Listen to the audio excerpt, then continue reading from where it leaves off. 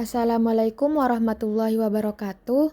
Kami dari kelompok 8 akan mempresentasikan hasil kerja kami mengenai sistem indera dalam rangka ujian praktikum anatomi fisiologi. Sebelumnya, izinkan kami memperkenalkan anggota kelompok. Saya sendiri Mar'ako Nitatillah bersama Siti Aminatuz Zahra dan Muhammad Zainal Arifin. Baik, kita akan memulai pembahasan kita dengan memahami terlebih dahulu apa itu sistem indera.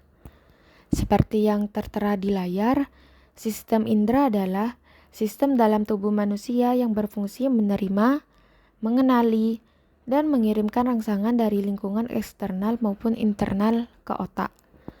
Nah, singkatnya sistem ini adalah gerbang informasi bagi tubuh kita untuk berinteraksi dengan dunia di sekitar kita. Bahkan apa yang terjadi di dalam tubuh kita sendiri. Nah, secara umum kita mengenal 5 indera utama yang akan menjadi fokus pembahasan kita. Kelima indera tersebut adalah yang pertama, mata. Mata yang bertanggung jawab untuk penglihatan. Ini memungkinkan kita untuk melihat bentuk, warna, dan gerakan. Yang kedua ada telinga.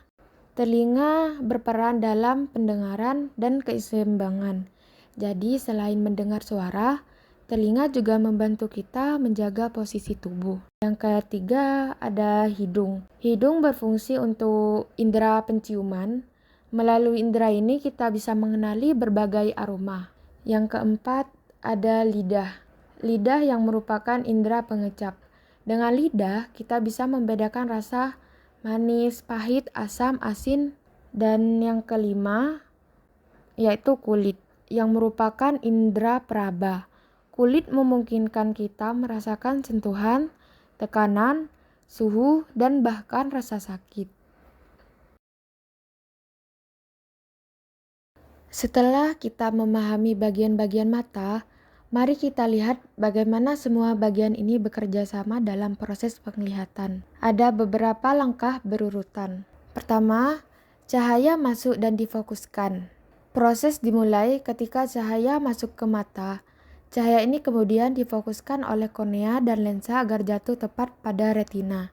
Ini sepertinya menembakkan proyektor ke layar. Langkah kedua, pembentukan bayangan di retina.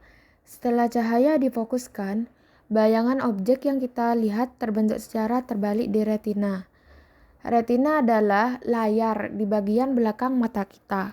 Yang ketiga, perubahan sinyal di retina. Sel-sel fotoreseptor di retina, yaitu sel batang dan sel kerucut, mengubah bayangan yang diterima menjadi impuls saraf. Ini adalah tahap di mana energi cahaya diubah menjadi sinyal listrik yang dapat dipahami oleh otak. Keempat, pengiriman impuls ke otak. Impuls saraf yang dihasilkan oleh retina kemudian dikirimkan ke otak melalui saraf optik. Saraf optik ini bertindak sebagai kabel data berkecepatan tinggi. Nah, yang kelima, pembentukan gambar di otak. Akhirnya sesampainya impuls saraf di otak, otak kita akan mengolah dan menafsirkan impuls tersebut sehingga kita dapat melihat dan memahami gambar objek yang sebenarnya. Nah, otak ini akan secara otomatis akan membalikkan kembali bayangan yang terbalik di retina, sehingga kita melihat objek dalam orientasi yang benar. Di slide selanjutnya kita akan membahas tentang indera pendengaran dan keseimbangan atau telinga. Mari kita mulai dengan memahami anatomi dasar telinga. Telinga kita terbagi menjadi 3 bagian utama. Yang pertama, telinga luar. Pertama, ada auricula atau daun telinga. Ini adalah bagian yang kita lihat di luar kepala kita. Fungsinya utama adalah mengumpulkan gelombang suara dari lingkungan sekitar. Kemudian, gelombang suara yang terkumpul akan diteruskan melalui saluran telinga luar. Indera penciuman atau hidung. Anatomi hidung terdiri dari lubang dan rongga hidung, mukosa olfaktori, sel reseptor olfaktorius, saraf olfaktorius atau CNI. Lubang dan rongga hidung untuk mengatur masuknya udara, mukosa olfaktori tempat larutnya molekul bau, sel reseptor olfaktorius di langit-langit rongga hidung, dan yang terakhir saraf olfaktorius atau CNI untuk menyampaikan sinyal bau ke otak. Fisiologi penciuman, yang pertama, molekul aroma larut dalam mukosa olfaktori.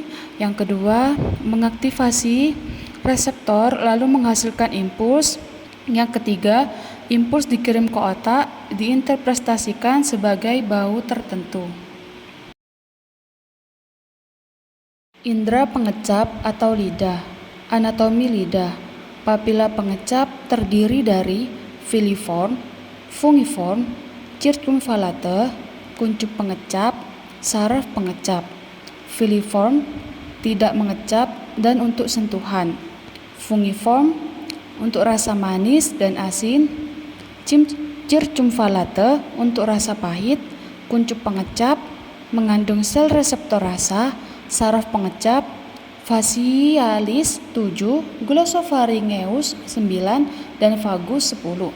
Fisiologi pengecap ada 3. Yang pertama, molekul makanan larut dalam air liur. 2. Menstimulasi kuncup pengecap lalu menghasilkan sinyal. Yang ketiga, sinyal diteruskan ke otak lalu dirasakan sebagai rasa manis, asin, asam, dan pahit, dan umami. Indra peraba atau kulit. Anatomi kulit. Kulit adalah organ terluas tubuh yang berfungsi sebagai indra peraba, mendeteksi rangsangan seperti sentuhan, tekanan, suhu, dan nyeri. Kulit terdiri dari 3 lapisan, epidermis, lapisan luar dan pelindung. Yang kedua, dermis, mengandung reseptor sensorik dan pembuluh darah. Yang ketiga, hipodermis, terdiri dari lapisan lemak untuk isolasi dan bantalan. Fisiologis peraba. Yang pertama, rangsangan dari luar lalu diterima oleh reseptor di kulit. Yang kedua, impuls dikirim melalui saraf ke sistem saraf pusat. Yang ketiga, otak menginterpretasi lalu menjadi sensasi, sakit, panas, sentuh, dan lain-lain. Reseptor sensorik di kulit, Meissner corpuscles, sentuhan ringan, Pacinian corpuscles, tekanan dan getaran, Merkel-Dix, tekstur dan bentuk, Ruffini endings, tekanan lama dan regangan, Krause and Bulls, suhu dingin, nociceptors, rasa nyeri atau rasa sakit. Integrasi sistem sensorik. Fungsi otak dalam integrasi panca indera yaitu semua sinyal sensorik dikirim ke korteks sensorik di otak. Otak mengolah dan menginterpretasi informasi dari mata, telinga, hidung, lidah, dan kulit. Koordinasi ini memungkinkan kita merasakan, mendengar, melihat, mencium, dan mengecap secara sadar. Contoh gangguan panca indera yaitu 1. Mata. Jika mata mengalami gangguan panca indera, mata akan mengalami katarak, rabun, glaukoma. 2. Telinga. Telinga yang mengalami gangguan panca indera akan tuli, infeksi telinga tengah. Hidung, anosmia atau tidak bisa mencium, dan lidah, ageusia atau tidak bisa mengecap. Kulit, neuropatik sensorik atau luka bakar.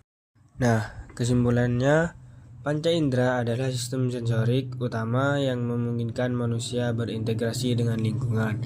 Masing-masing indera memiliki struktur anatomi khusus dan fungsi fisiologi yang kompleks. Informasi dari indera diterjemahkan oleh otak sehingga kita dapat melihat, mendengar, mencium, mengecap, dan merasakan sentuhan. Menjaga kesehatan indera sangat penting agar fungsi tubuh tetap optimal. Sekian dari kelompok kami. Jika ada kekurangan dan kesalahan dalam penyampaian dari awal sampai akhir, kami ucapkan mohon maaf. Dan jika ada yang mau ditanyakan, bisa langsung ditanyakan ke kami. Sekian dari kelompok kami. Wassalamualaikum warahmatullahi wabarakatuh.